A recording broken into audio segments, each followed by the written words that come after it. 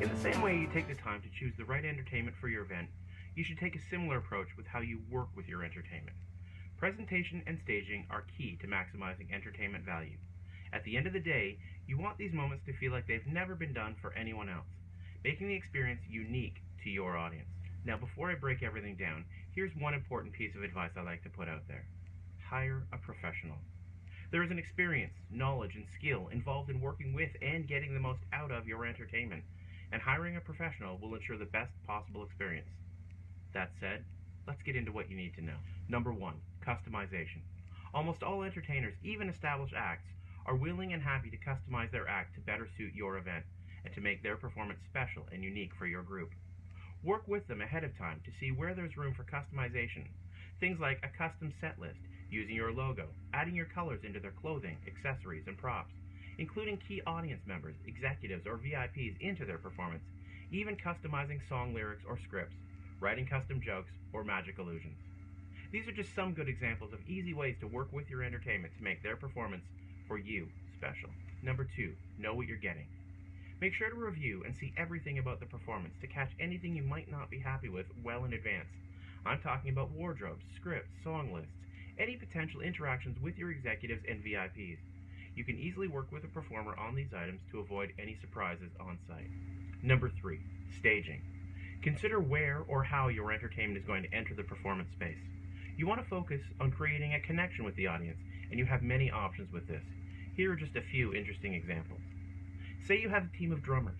Rather than having them enter from one side of the stage or the other, think about the impact of having them enter the room from the back of the house, making their way to the stage through the audience. Or what if you took it one step further and had them fan out into the audience to perform among the guests before making their way to the stage? We once had an event that was such a success. The feature act was supposed to enter the ballroom by running through the audience and up onto the stage for his opening song. However, the opening act was such a success that they themselves received a standing ovation and the audience simply wouldn't sit down. The feature act was already standing at the back of the room, so he and I quickly restaged his entrance.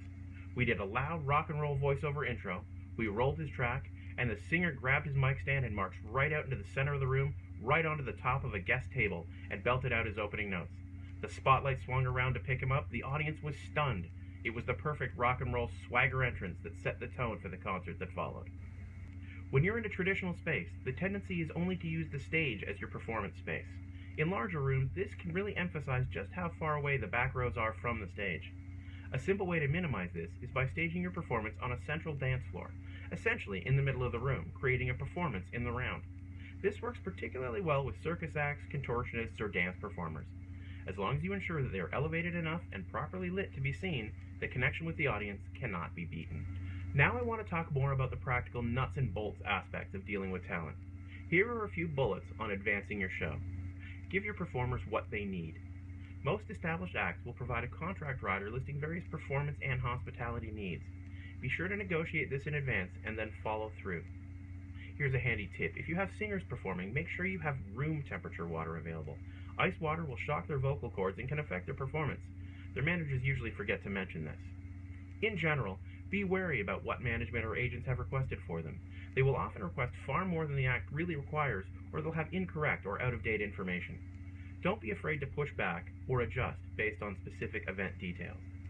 Be sure to collect whatever is needed to run or support their performance in advance, items such as props, recorded intros, and backing tracks, and review everything to ensure it works and you understand where it belongs before you get on site. Review schedules with the acts so they know where they need to be and when. A standard call time is usually 20 to 30 minutes before showtime, dressed and ready to perform. Instruct your entertainers not to bring valuables with them on site, and for them to make arrangements for handbags, wallets, etc. to be securely checked rather than just left in the dressing room. You do not want to be responsible for something that they lose. Community groups or children's groups often require additional support. Be sure to designate a handler from your organization to chaperone them from arrival to departure, and have a single point of communication with the group, for example a teacher, who will be there to escort the group on site at all times. Translation. Especially in Canada, it's not uncommon to hire an act that might not speak English.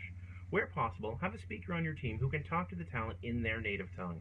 But in the end, the world of theater and entertainment is a language unto itself, and you will find some commonalities. I once did a show completely in Cantonese. I don't speak Cantonese, and neither did any of my crew, so we hired a translator for the day. But when the performers arrived from Beijing, the translator did not know any of the stage terminology the performers were speaking of. But the crew and I were able to determine what they needed with a few hand gestures and our shared history of working on stage. The entertainment has been picked, the contracts are signed, it's show day. Here's a few bullets to help you through that busy time. Check ahead to ensure the green room or dressing room areas are properly set up and equipped as you have instructed before the entertainment arrives. And don't assume. Check on the talent. Make sure they're on time, dressed, and ready to go. Make sure you have a cell phone contact for at least one key member of each act. There is no worse feeling than watching your audience filing into the room and you're still wondering where the opening act is. Make sure you have a sound check and spacing rehearsal. This is as much for your crew as it is for the act. Be ready, prepared, and make sure that your operating technicians, the audio, the lights, the video, the cameras, anyone else involved in the performance, they're all present for this rehearsal. Make sure that you are running the rehearsal and integrating the act into your show. Don't let an ego or a manager hijack this rehearsal. They are only concerned with their role. You need to ensure that you are getting what you need for your overall event. Stick to the schedule and avoid on-site inspiration. Review any introductions. This lets them hear what is being said about them so there are no surprises, and it allows for edits if required. Make sure stage management or operating technicians understand the act's internal cues. Rehearse anything that requires your crew to have a knowledge of the act. And review with each act what comes before them and after them so they're comfortable with the show order. Give clear, simple direction. Remember, they're not focused on the overall event, just their performance. Finally, it's here. It's time for the performance. Even though you've given them a call time and an approximate performance time, keep the talent updated as the event is progressing. For example, we're running 15 minutes behind. Be sure to have someone give them a 10-minute warning so they can mentally and physically prepare. And then, walk them to their starting position 5 minutes before they are to begin. The stage manager assigned to your talent should be in constant contact with all of the acts and relating any messages regarding timing directly from the production stage manager. Make sure the performance area is clear, unobstructed, and that all guests, executives, etc. are all back in their seats before you start. Have someone physically escort your performers to their entrance point and hold them there until they are introduced.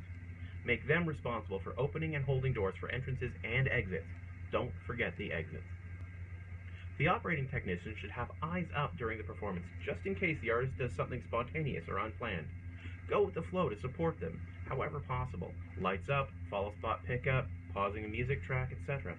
Remember, in a live show environment, anything can happen. For shows that you're repeating over multiple days or weeks, be sure to maintain a relationship with those performers. Take a few minutes each day to connect. Reinforce what is working, and also give notes if the performance is drifting. Really working with entertainment helps us make our clients' event experiences truly captivating and unique. Remember, you can and should customize the performance, and that approving key components of an act will avoid surprises on site. Staging an act in a special way will have a huge impact on the audience's experiences, and if you follow the tips and tricks we've given you, making entertainment work for you and your event will be completely within your grasp. Thank you very much for watching. Please sign up in the box below to receive your free copy of our entertainment staging chart. And remember, this vlog is for you, so we hope you'll feel free to leave us a comment below if there's anything you'd like us to talk about. If you like this video, please give us a thumbs up, and don't forget to subscribe to our channel. Thanks for watching.